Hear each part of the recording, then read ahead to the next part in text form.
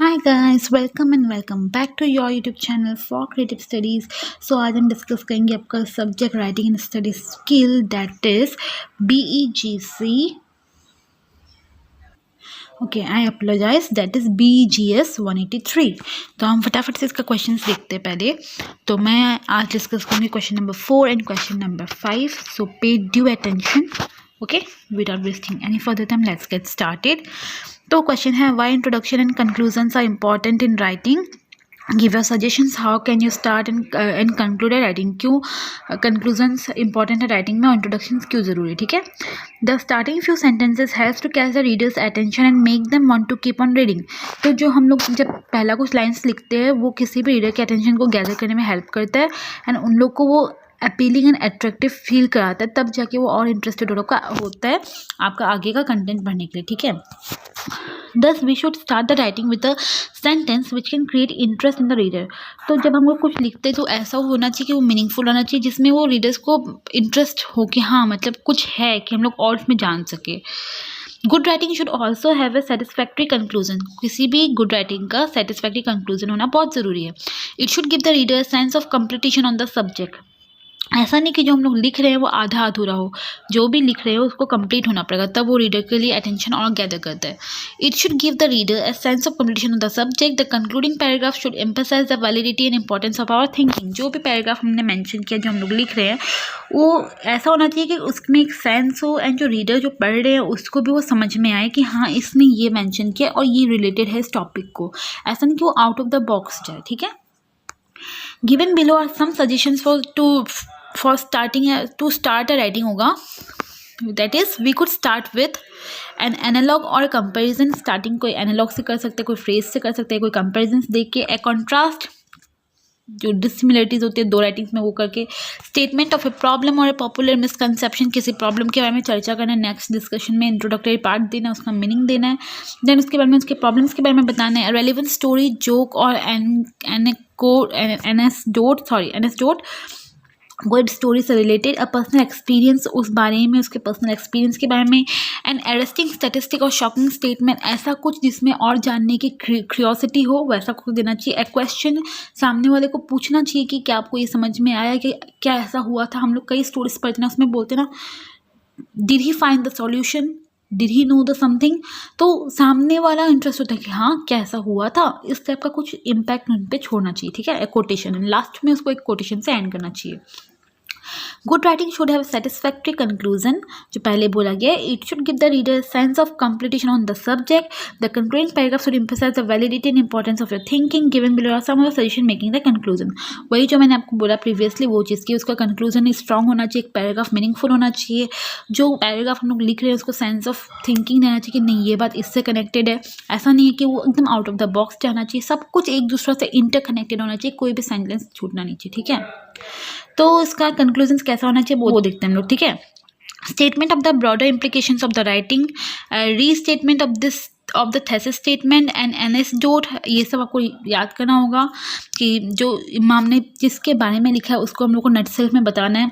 Restatement of the thesis statement, उसके बारे में क्या है, एक कोटेशन में इसको बताना है. एंड एनेक्डोट, एक छोटा सा आपको सब टाइटल देना उसका. Rhetorical question that makes the reader think about the writer's main point. उनको एक ऐसा क्वेश्चन देना है कि वो रीडर इंटरेस्टेड हो कि हाँ हम लोग और कितना जान सके. उसमें हमें कुछ क्वेश्चंस उनको पूछना है. Evolution of the importance of the subject, उसमें हमने क्या दिया, इस टॉपिक में क्या इंपॉर्टेंट है उसको हाईलाइट करना है.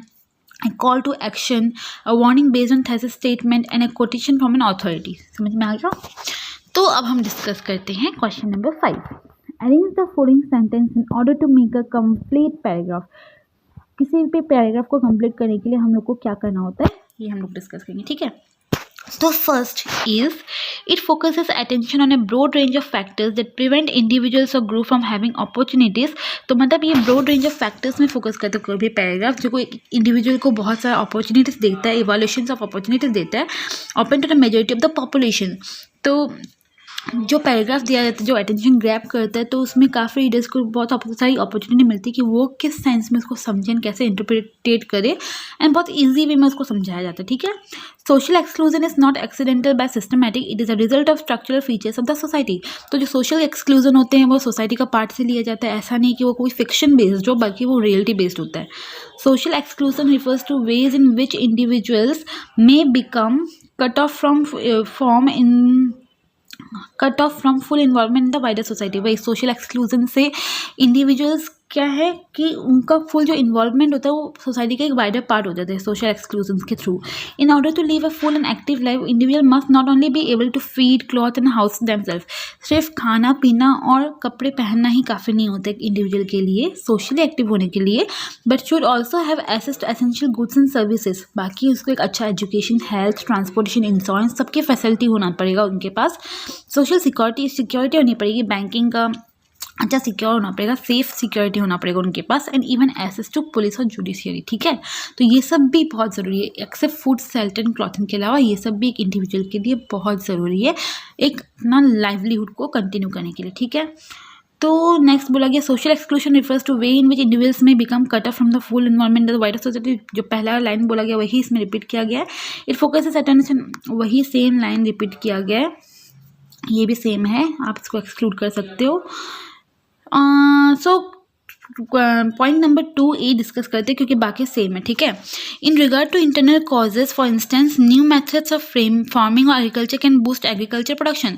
तो इंटरनल कॉजेज के केस में अगर हम लोग को डेवलपमेंट चाहिए तो फार्मिंग एंड एग्रीकल्चर में जो नए मेथड्स हम लोग अडेप्ट करते हैं वो transform the nature of food consumption and quality of life of an aggregate community, जो कि एक एग्रीगेट कम्युनिटी को अच्छा फूड कंजम्पशन दे सकते हैं, गुड लाइफ दे सकते हैं और काफ़ी मतलब अपना वैल्यू इंक्रीज कर सकते हैं। ठीक है।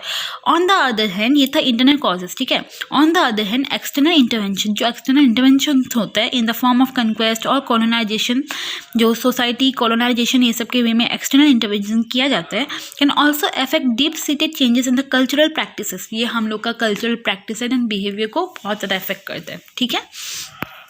Cultural change is the way in which society changes the pattern of culture. Culture मतलब हर किसी का अलग अलग festivals, culture, way of living सब कुछ अलग होता है, तो वो किसी सोसाइटी को हाईली इन्फ्लुएंस कर सकता है या उस पर अफेक्ट भी कर सकता है क्योंकि हर किसी का पैटर्न बहुत अलग है। ठीक है। The impetus for change can be internal external, कुछ भी इंटरनल भी हो सकता है, एक्सटर्नल भी चेंजेस हो सकता है। ठीक है।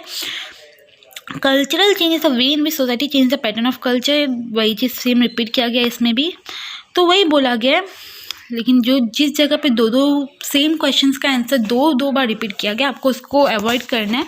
एंड मैंने दोनों स्टेटमेंट्स को, मैं दोनों आंसर्स को अच्छे से एक्सप्लेन कर दिया। मैं जो पॉइंट्स बोल रही हूँ उसको आपको बस एक बार नोट डाउन करना है क्योंकि इसमें डबल टाइम रिपीट है, अगर आप ध्यान से इसको देखोगे तो ये डबल टाइम रिपीट है। ठीक है। तो ये था आपका question number 4 and question number 5 जो मैंने आपको एक्सप्लेन कर दिया है। आपको अपने वर्ड्स में लिखना है एग्जैक्टली, इसमें इसका कॉपी करके नहीं लिखना है, अपने वर्ड्स में भी लिखने। तो ऐसे नहीं कि हम लोग एकदम बेसिक इंग्लिश लिखें, कोशिश कीजिएगा कि आप develop English, standard form of English लिखें एंड अपने जो भी आंसर्स है, जो भी पॉइंट्स आप एक्सप्लेन कर रहे हो उसको पॉइंट वाइज पे देना है। ठीक है। नॉट पैरावाइज, क्योंकि पैरावाइज वो रीडर कभी कभी कुछ चीज़ का ध्यान इतना देना होता है कि अगर हम लोग पैरावाइज देंगे तो मे बी शायद वो इंटरेस्टेड ना हो उसको पढ़ने के लिए क्योंकि उसके पास बहुत सारी कॉपीज़ होती है। लेकिन अगर हम उसको पॉइंट वाइज प्रेजेंट करते हैं ना तो उनके लिए वो चीज़ बहुत अट्रैक्टिव हो जाती है। ठीक है। अगर हम लोग को भी कोई पैराग्राफ देगा पढ़ने के लिए, we will be bored, eventually we will be bored, तो हम लोग को क्या करना है कि पॉइंट वाइज प्रेजेंट करना। ठीक है। तो आई होप आपको आज का क्लास समझ में आया हो, आज के क्वेश्चन समझ में आए हो, और क्वेश्चंस मैं बहुत जल्दी देने वाली हूँ। तो आपको क्या करना है, उसके लिए बेल आइकन को हिट करना है, एप्सिस के साथ ट्यून रहना है एंड थोड़ा सा हमारे एफर्ट्स को प्लीज़ सपोर्ट करो, प्लीज़ लाइक करो, वीडियो को शेयर करो, अपने दोस्तों को भी देखने के लिए बोलो, सब्सक्राइब करो यार चैनल को। Thank you.